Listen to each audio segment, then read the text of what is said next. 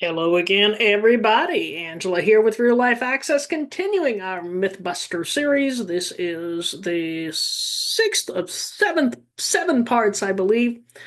Anyway, we got this one, and then we got one more to go. But this one's going to be a bit more lighthearted.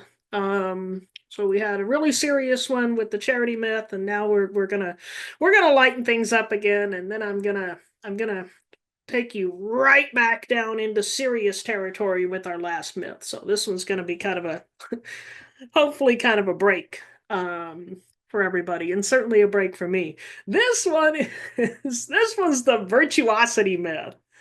This is the belief that people with disabilities are somehow morally pure, better than the rest, possess virtues that normal people just don't, almost Christ-like virtues. And this comes again. We can thank our old friend popular culture, right? Because this comes from popular culture icons. Popular culture icons. Sweet Mary in the Little House books, who sat in her rocking chair knitting things for other people.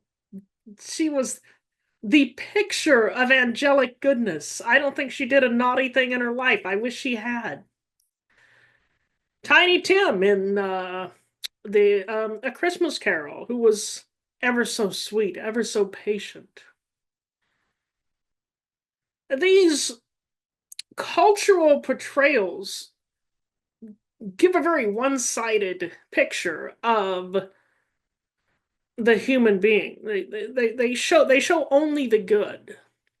So people look at these and they form the belief that somehow people with disabilities are better than the rest. We're we're the good kids. We never get in trouble.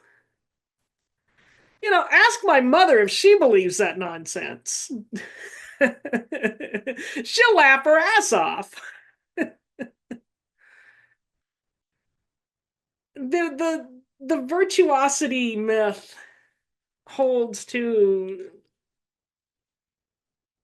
and this goes back to some tribal beliefs that people with disabilities possess almost godlike wisdom. We can be soothsayers. Um, if you want the truth about your life, if you want advice on what you should be doing with your life, do you want the solution to all your problems? Just call me because I know everything. Ask my friends if they believe that nonsense.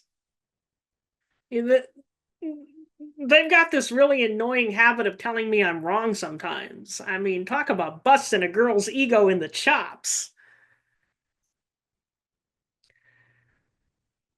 We are, as Dr. Kenneth Jernigan once said, equal parts genius and jerk.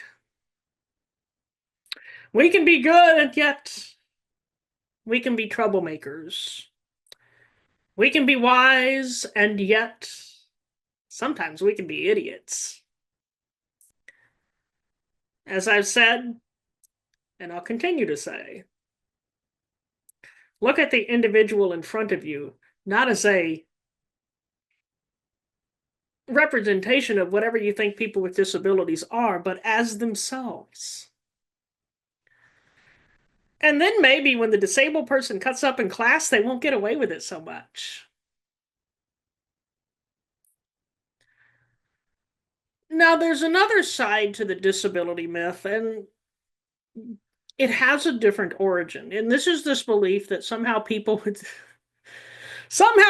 disabilities don't have sex. And yet many of us have children. The evidence overwhelmingly disputes the belief, and yet the belief still exists because, like so many other things, people doubt how people with disabilities can engage in such activity. Well, I'm not a sex educator. But I will say this, where there's a will, there's a way. So we are not virtuous beyond what others are. Um, we are sometimes naughty and sometimes nice.